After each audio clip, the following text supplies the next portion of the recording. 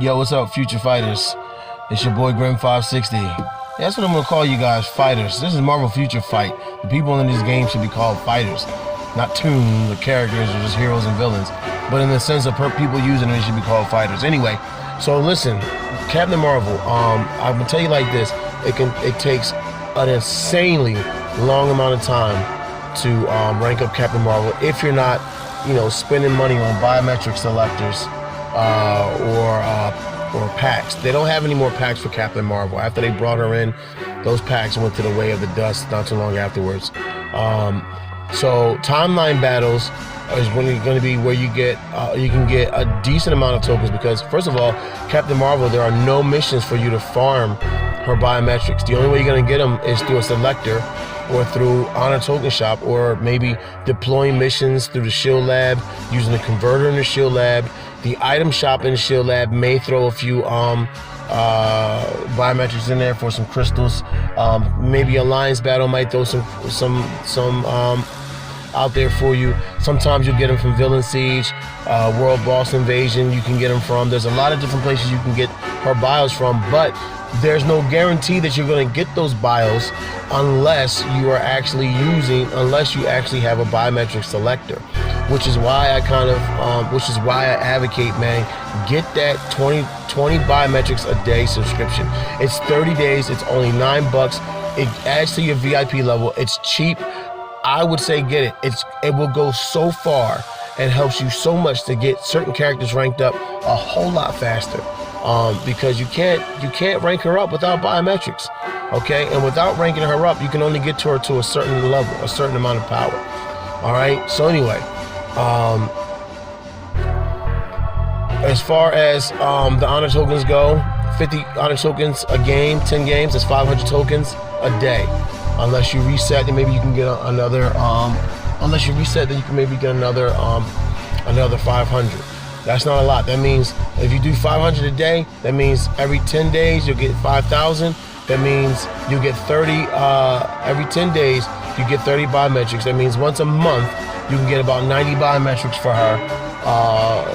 That means you need, you need 20, 40, 80, 20, 40, 80, 160, and 320.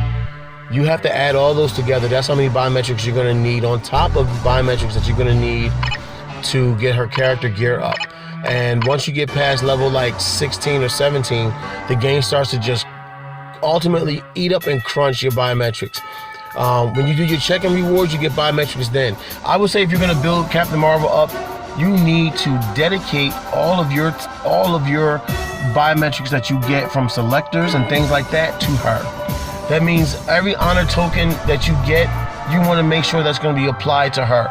Wait until you get the 5,000 before you purchase her biometrics. Don't go skimping and getting 3 biometrics per day. It's pointless. You might as well just wait the 10 days. Okay, play your 10 days, get yourself better, learn how to be a better fighter in timeline battle, and there you go.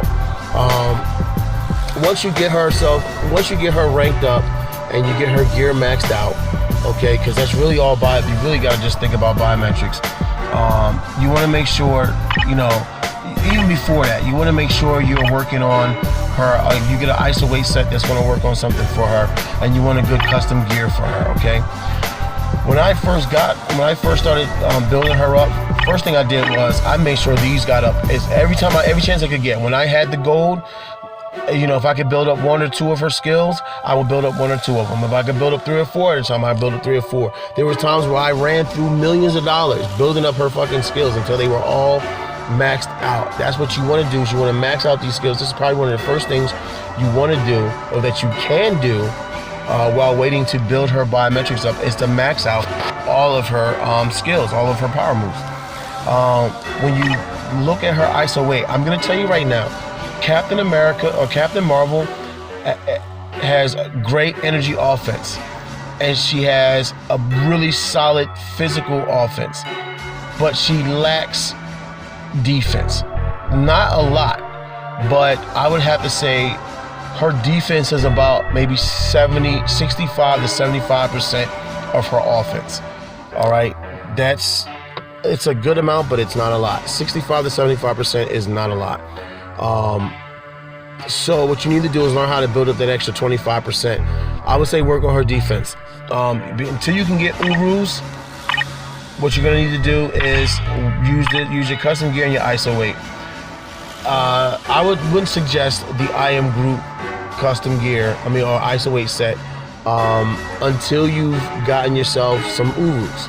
I didn't switch up to this until I got about 2 or 3 Urus, and it took me a lot of money and a lot of rolls in order to damn, I get so many fucking dimension rifts things. I barely go into a dimension rift.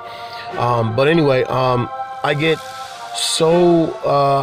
had something else for her defense that really helped out in timeline battle. What you need to do for your custom gear, I would suggest this now before you wait. Give her a custom gear where the first stat option is stun, because just about everybody in the game has a stun move. Just about every person who's in PvP modes, all the main bosses, they all have stun moves. Get her immune to stun, because if she's immune to stun, she can't get stunned. Characters like Thanos will just punch the shit out of you, and there you go, boom, you're stunned. There's nothing you can really do about that. If she's immune to stun, she can just take the punch and kind of bounce back kind of quicker than someone else who can't take, who's not immune to stun. If you can also get her defense up some way, maybe get a dodge up, that would be good. If there's a secondary on here that says, immune to guard break, or immune to some sort of damage, that's fine. This right here, I put this on her. I switched things up. I had an extreme obelisk on her, but it wasn't making her immune to stun.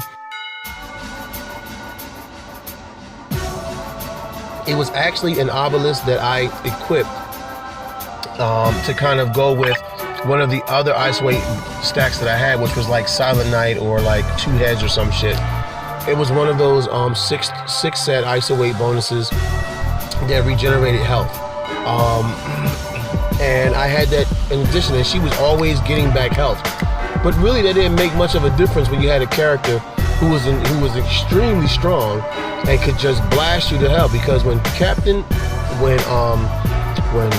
Sharon Rogers came out, when they brought her out, my Captain Marvel wasn't that great. Her skills were up. Okay, her skills was up. I think her skills was like 4, and then when they brought out Sharon Rogers with her silent unit, her starlight armor, her skills became I had her up to like 5 skill set or whatever.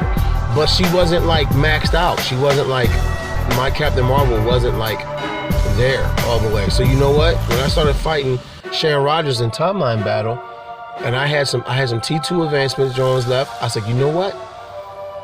I'm gonna get Captain Marvel up, because I noticed that when I was fighting her, Sharon Rogers had the Freedom Strike, and it made her, they got her dodge up, and she was like immune to damage. But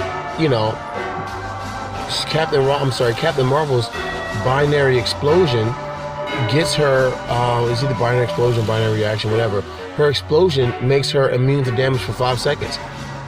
So if you did it right, you could essentially hit that skill move, okay, and use that, and break out of that and be immune to damage. The problem was when Sharon Rogers would hit you with the Freedom Strike, you get encased in that ball, and even if you was immune to stun, or even if you was immune to damage, the point is that ball is still keeping you in there because it's trying to damage you, but you're just not leaving and walking out of that ball.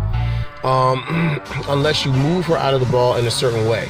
And then when you do that, Sharon Rogers' next move in her skill set rotation, the proper way to rotate her skills, so her next move is meant, like 2 of her moves are meant to push you back into that ball.